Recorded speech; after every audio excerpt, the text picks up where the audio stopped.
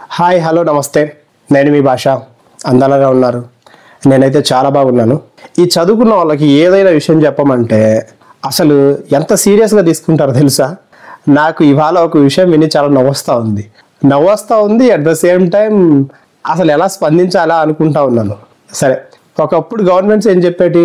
ఒకరు ముద్దు, ఇద్దరు హద్దు, ముగ్గురు వద్దు. ఓకేనా? ఇది విధంగానే మీకు అర్థమైంటుందిగా. కుటుంబ నియంత్రణ అనేసి మనకి ఎక్కువ జనాభా వద్దు, మనకి ఒకరు ఇద్దరు చాలు, ముగ్గురు అసలు అవసరమే లేదు అనేసి కుటుంబ నియంత్రణ పాటించారు.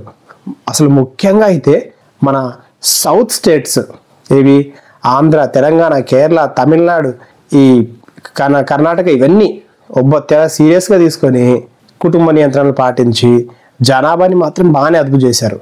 కానీ ఇక్కడ చిక్కొచ్చి పడింది. ఏంటి? డీలిమిటేషన్. డీలిమిటేషన్ అంటే చెప్పాలి కదా.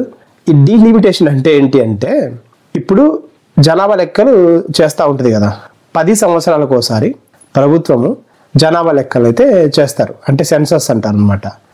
లాస్ట్ టైం 2021లో జనాభా లెక్కలు జరగాలి, కానీ జరగల. నెక్స్ట్ 2031లో జరుగుతాయి, కానీ గవర్నమెంట్ ఎందుకో 2025లోనే జనాభా లెక్కలు చేయాలి అనుకుంటుంది. సరే, ఈ జనాభా లెక్కలకి ఓకే, మన జనాభా తగ్గిపోవడానికి ఈ డీలిమిటేషన్కి అసలు ఏంటి, ఈ కాన్సెప్ట్ ఏంటి? కొత్తగా ఉంది అనుకుంటున్నారా? కొత్తదేం కాదు, పాత కాన్సెప్టే. దీని గురించి సవివరంగా చర్చించుకుందాం. ఓకేనా? ఫస్ట్ మన వీడియోలో డీలిమిటేషన్ అంటే ఏంటి? డీలిమిటేషన్ అంటే జనాభా ప్రాతిపదికన గవర్నమెంట్ ఈ లోక్సభ నియోజకవర్గాల్ని మరియు శాసనసభ స్థానాల్ని, ఇప్పుడు లోక్సభ నియోజకవర్గాలు ఎన్ని ఉంటాయి, శాసనసభ స్థానాలు ఎన్ని ఉండాలి, వీటిని డిసైడ్ చేస్తుంది అనమాట. సో ఈ డీలిమిటేషన్ కారణంగా ఫస్ట్ లోక్సభ స్థానాన్ని తీసుకుందాం. Okay, for example Andhra, Telangana, Tamil Nadu ఇవి ఉన్నాయనుకోండి. జనాభా ఆధారంగా ఈ స్టేట్కి ఎన్ని లోక్సభ స్థానాలు ఉండాలి, పెంచాలా తగ్గించాలా? సరే, ఒక లోక్సభ స్థానం పరిధిలో ఎంతమంది ఓటర్లు ఉండాలి, ఇవి కూడా ఒక క్రైటీరియా. ఇప్పుడు ఒక 2 నియోజకవర్గాలను ఎగ్జాంపుల్గా తీసుకుందాం. ఓకే, ఫర్ ఎగ్జాంపుల్ ఏవో 2 నియోజకవర్గాలు, 2 లోక్సభ స్థానాలలో ఒక దాంట్లో తక్కువ ఓటర్లు ఉన్నారు, ఇంకో దాంట్లో ఎక్కువ ఓటర్లు ఉన్నారు అనుకో. అప్పుడు ఏం చేస్తారంటే, ఈ తక్కువ ఓటర్లు ఉన్న ఈ నియోజకవర్గంలోకి ఎక్కువ ఓటర్లు ఉన్న నియోజకవర్గం ఉంది కదా, అందులోని కొన్ని గ్రామాల్ని ఈ నియోజకవర్గంలోకి కలిపేస్తారు. అంటే ఇక్కడ ఏమవుతుందంటే బౌండరీస్ని కూడా డిసైడ్ చేసేస్తారు. ఒక నియోజకవర్గం యొక్క బౌండరీస్ అంటే లోక్సభ స్థానం యొక్క పరిధిని. ఈ విధంగా జనాభా ప్రాతిపదికన ఎన్ని లోక్సభ స్థానాలు ఉండాలి అనేది డిసైడ్ చేస్తారు. జనాభా పెరిగితే లోక్సభ స్థానాలు కూడా పెరుగుతాయి, తగ్గితే దానికి అనుగుణంగా కోత విధించబడుతుంది. ఇది కాన్సెప్ట్ డీలిమిటేషన్ అంటే.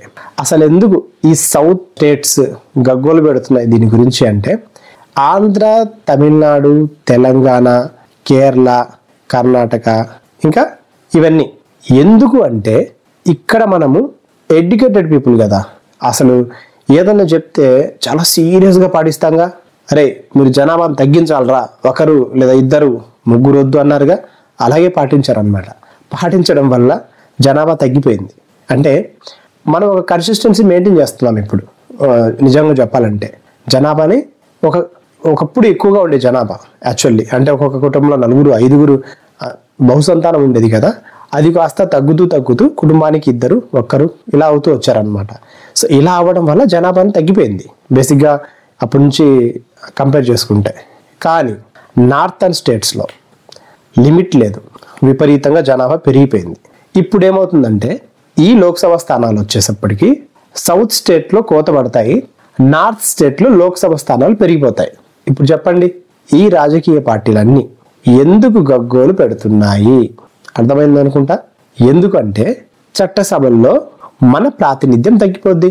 సింపుల్గా సౌత్ నుంచి లోక్సభకి రిప్రజెంటేషన్ తగ్గిపోతుంది. అంటే సీట్లు తగ్గిపోతే మన సౌత్ స్టేట్ నుంచి రిప్రజెంట్ చేసే వాళ్ళు తగ్గిపోతారు కదా. అలాంటప్పుడు మన గొంతు బలంగా వినిపించాలన్నా కూడా అవ్వని పని. అదే నార్త్ స్టేట్లో జనాభా పెరగడం వల్ల, ఇంకా వాళ్ళకు సీట్లు పెరగడం వల్ల అది కలిసి వచ్చే అంశం. అలాంటప్పుడు ఈ సౌత్ మీద దృష్టి పెడతారా అంటే పెట్టరు. దీనికి కూడా ఒక కారణం ఉంది. ఎందుకంటే సౌత్ స్టేట్లో అన్నీ మన యొక్క రూరల్ పార్టీసే ఉంటాయి. అంటే రాష్ట్రానికి ఓ పార్టీ ఉంటుందిగా. ఈ సెంట్రల్ పార్టీస్ అయితే లేవు మన సౌత్ స్టేట్స్లో. ఈ రూరల్ పార్టీస్దే రాజ్యం. అలాంటప్పుడు వాళ్ళు ఏం చేస్తారు, ఈ సెంట్రల్ పార్టీస్ ఉన్నాయిగా, కాంగ్రెస్, బీజేపీ, ఎక్కడైతే వాళ్ళు గెలిచారో ఆ నియోజకవర్గాల మీద కాన్సన్ట్రేషన్ చేసే అవకాశం ఎక్కువగా ఉంటుంది. కానీ సౌత్లో రూరల్ పార్టీస్, సో వీళ్ళ మీద కాన్సన్ట్రేషన్ తగ్గిపోతుంది. అలాంటప్పుడు బలంగా వినిపించలేరుగా. ఎవరైతే సపోర్ట్ చేస్తారో ఈ నేషనల్ పార్టీస్కి అలాంటి వాళ్ళ గొంతు ఓకే అంతో ఇంతో వినిపిస్తుంది. ఒకవేళ సౌత్ పార్టీస్ యొక్క అవసరం లేదు అనుకోండి, అంటే మీ ఎంపీస్ మాకు అవసరం లేదు, సౌత్ పార్టీస్ ఎంపీస్ లేకుండానే సెంట్రల్లో గవర్నమెంట్ నిలబడగలిగే స్థానం పొజిషన్లో ఉంది అనుకోండి, అప్పుడు పెద్ద క్వశ్చన్ మార్క్, ఇంకా సౌత్ని పట్టించుకుంటారా అని. అవసరం లేదు కదా, నువ్వు ఏమన్నా కూడా నిన్ను పట్టించుకోరు. ఎందుకు? మన రిప్రజెంటేషన్ అక్కడ తగ్గిపోయింది. అట్ ద సేమ్ టైం మన సంఖ్యాబలం లేదు, మన సంఖ్యాబలంతో వాళ్ళకి సంబంధం లేదు. అలాంటప్పుడు వాళ్ళు మన మాట వినాల్సిన అవసరం కూడా లేదు.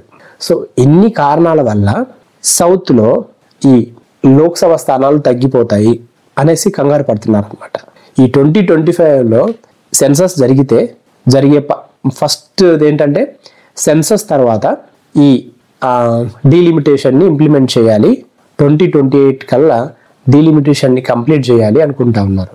దానివల్ల స్థానాలు పెరగవచ్చు, తగ్గొచ్చు. ఫర్ ఎగ్జాంపుల్ యూపీని తీసుకుందాం. యూపీలో 80 ఎంపీ స్థానాలు ఉంటాయి. ఈ డీలిమిటేషన్ ఇంప్లిమెంట్ అయితే ఇంకో 11 స్థానాలు అదనంగా చేరి 91కి చేరే అవకాశం ఉంది. అలాగే బీహార్, గుజరాత్, ఇలా నార్త్ స్టేట్స్లో భారీగా పెరిగిపోతాయి. సౌత్ స్టేట్స్లో కూడా పెరుగుతాయి, కానీ నార్త్ స్టేట్స్లో పెరిగినంత భారీగా అయితే లోక్సభ స్థానాలు పెరగవు.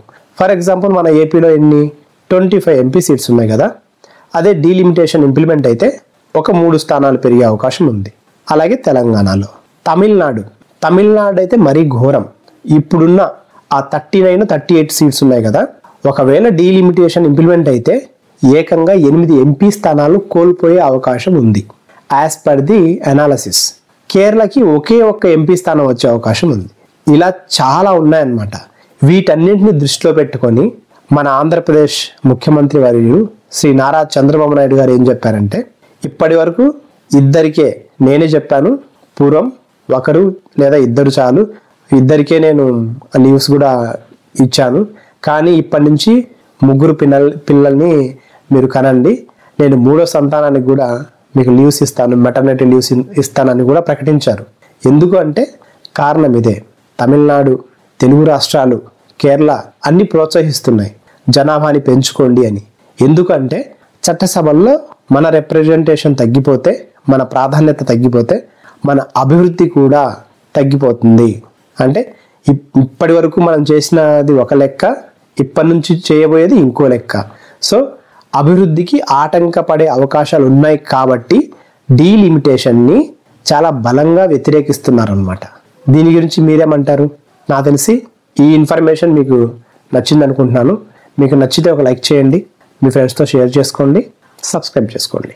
బాయ్.